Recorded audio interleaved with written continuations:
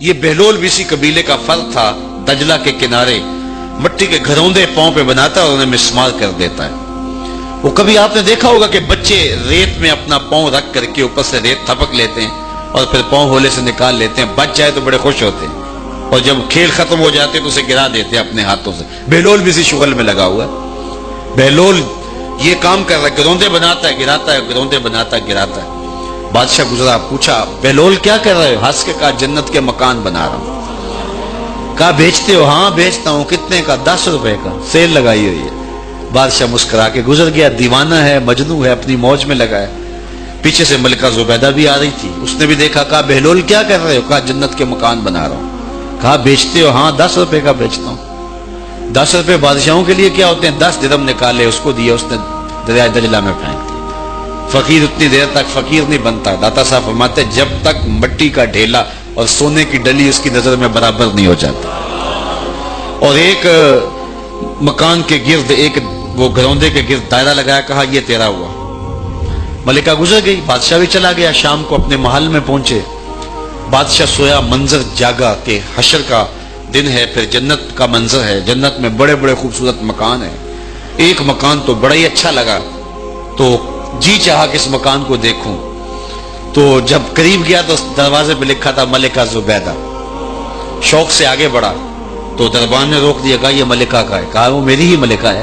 کہا دنیا کے ضابطے اور ہیں، آخرت کے ضابطے اور ہیں۔ بادشاہ کی آنکھ کھل گئی، بے چین ہو گیا، ملکہ کو بیدار کیا، کہا تو کون سا نیک عمل کیا ہے؟ میں نے جنت میں تیرا یوں مال دیکھا ہے۔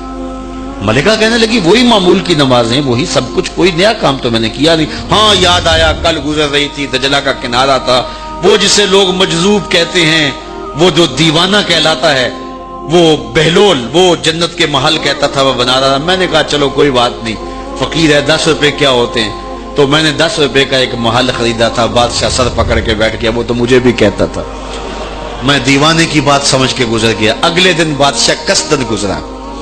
جب قصدن گزرا نا تو دل دھڑک رہا تھا کہ کہیں مجذوب پھر آج مل جائے اور اسی موج میں ہو تو کام بن جائے۔ دیکھا تو بہلول وہاں بیٹھا ہوا ہے، آگے بڑھ کے دیکھا تو کام بھی وہی۔ بادشاہ پھر رک گیا، پوچھا بہلول کیا کر رہے ہو؟ اب دل دھڑک رہا تھا کہ مجذوب ہے، کوئی اور بات کہہ دے تو چلو اچھا ہو کہ وہی جواب دے دے۔ اس نے وہی جواب دیا، جنت کے محل بنا رہا ہوں۔ بادشاہ کا کچھ دل ٹھہرا، پھر کہا اچھا بیچتے بھی ہو؟ ہاں ہاں بیچنے کے لیے بنا رہا ہوں۔ بادشاہ ادھر جیب میں ہاتھ ڈال رہا ہے اور ادھر پوچھ رہا ہے کتنے کا؟ کہا آدھی حکومت لگے گی۔ کہا کل تو 10 روپے کے بتا رہے تھے۔ کہا کل تم نے دیکھا نہیں تھا، آج سودا دیکھ کے لے رہے ہو۔ اللہ تعالیٰ ارشاد فرماتا ہے انما تنذر من اتبع ذکر وخشی الرحمن بالغیب، جو ان ڈٹھے سودے کرتے ہیں، جو بغیر دیکھ کے کرتے ہیں۔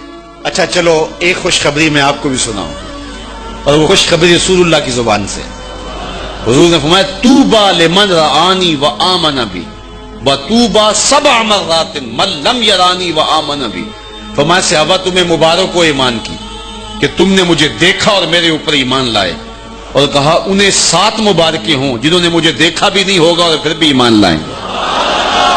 انما تنذر من اتبع ذکر وخشی الرحمن بالغیب فبشرہ بمغفرۃ واجر کریم۔ ان کو بشارت دے دیجئے بڑی عزت والے اجر کی اور خوشخبری بھی۔ تو جس اجر کو میرا رب بھی کریم کہہ رہا ہے وہ اجر کیسا ہوگا؟ تو یہاں تو لہجہ